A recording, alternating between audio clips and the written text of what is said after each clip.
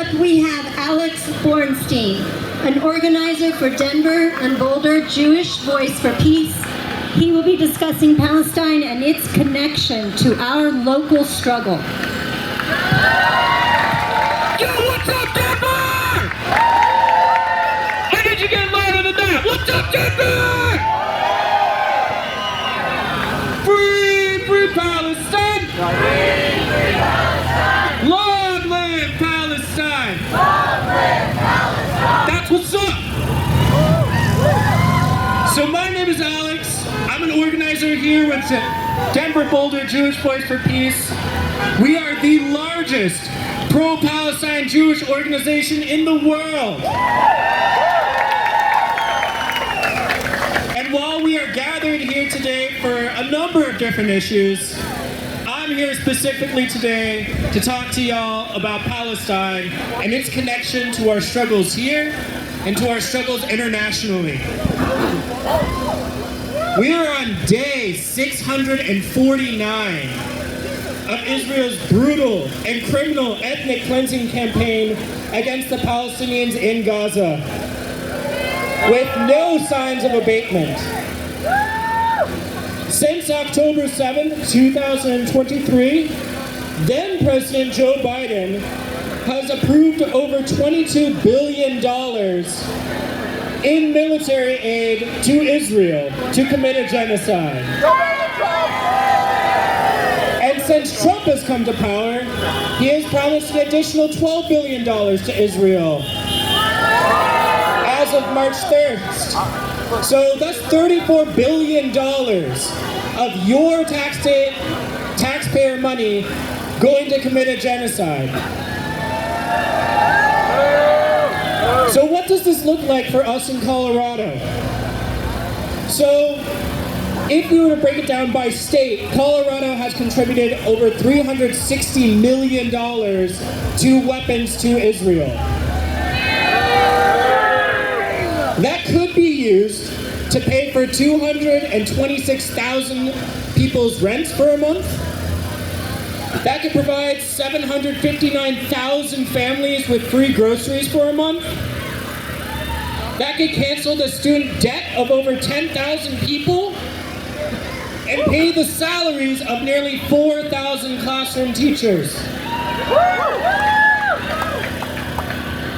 And yet we are using that money to destroy people limb from limb, in order to destroy families, in order to destroy people's historic homeland.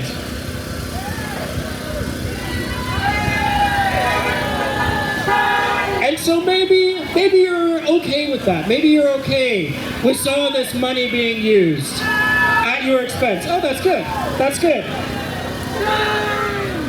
And Israel is expanding this war not just with Gaza, but they're expanding it into Syria. They're expanding it into Lebanon. And now they are trying to expand it into Iran. And no matter what your thoughts are on those countries, a basic tenet of anti-imperialism is we as United States citizens should not have a say in other people's affairs. We don't want other people having a say in our affairs. We shouldn't have a say in other people's affairs. And you can look at the long laundry list of countries that the United States has been involved with, from the Philippines, from Iraq, from Afghanistan, to Guatemala. All of these countries are in ruins because of U.S. involvement. So now in Gaza, the official death toll is 58,000.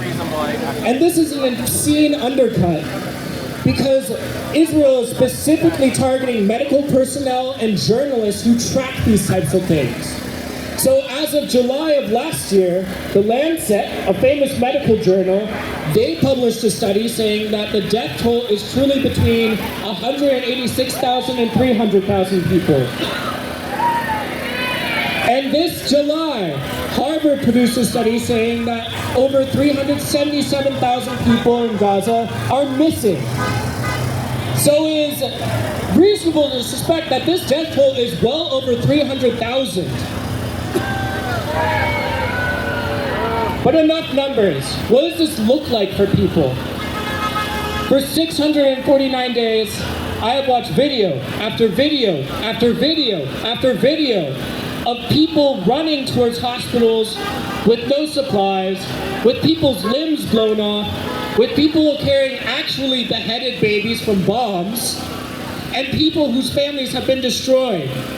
And while this has happened, we've had bastards like Matt Miller and the Biden office and the Trump office all saying that these are legitimate combatants, that these are all people who, it may have been unfortunate, but they were legitimate targets because Hamas uses quote-unquote human shields.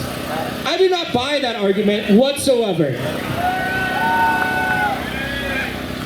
And this is because Israel's goal is not to release hostages. Their goal is to exterminate the entire people of Gaza, to make room for their own settlers. Jewish Americans like myself are asked to move to that area specifically so they can solve their demographic crisis. And so that's what this war is allegedly about. And people say, why don't you condemn Hamas? Why don't you condemn the resistance? And I tell them, if you and your family were removed from your homes, kicked out of your homeland, brutalized, and treated as a second-class citizen, killed in the middle of the night, and had your family members arrested for no good reason, you too would pick up and fight against this.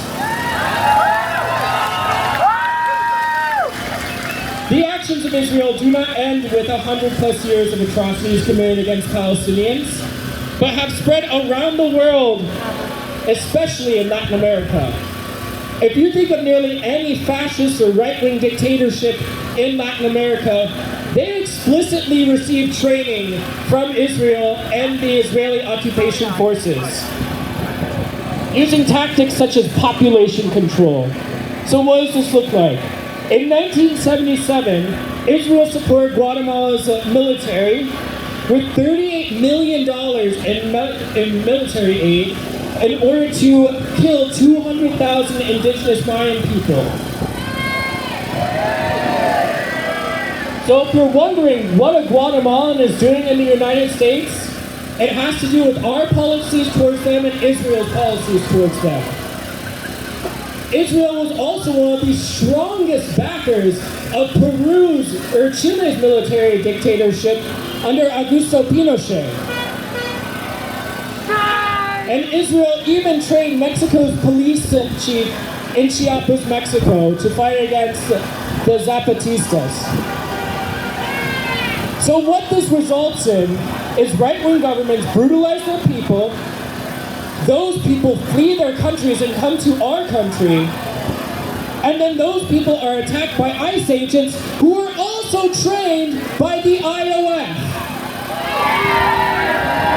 And that is why we are here today, to resist against this fascist and brutal dictatorship that did not just start under Trump, but has been a policy and a standard of the United States since its inception. And despite all of these horrors, we are fighting back. You can fight back against Israel and its genocide by partaking in the boycott, divestment, and sanctions movement. So refuse to buy Israeli goods such as Sabra hummus.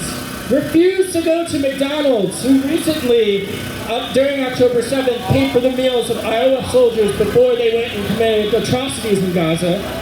Stop buying your gas from Chevron, and throw out your shitty soda stream. All of these products are used to fundraise and support ethnic cleansing and apartheid in Israel. So finally, Jewish Voice for Peace, we will be meeting with Diana DeGette in a couple of weeks to talk about some new legislation called Block the Bombs.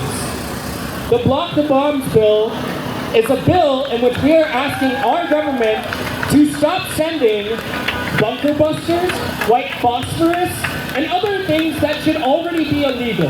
We want the U.S. to stop sending these weapons to Israel to use against the people of Gaza. So, if you want to talk to Diana DeGette, give her a call. You can talk to me. Will you want my phone number? I'm not gonna say it over this microphone. I don't need to. You're not gonna dox me, bro.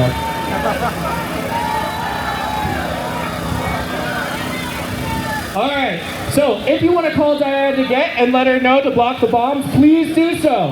And if you want to come and support JVP, we will be having an action at the Geo Center this Monday to protest the detention of Jeanette Becerra. So we're going to kick out this loser in just a second, but free Palestine! Free Palestine! Long live Palestine! Long live Palestine! From the river to the sea, From the river to the sea, Palestine will be free! Palestine will be free! Shalom Aleichem, thank you!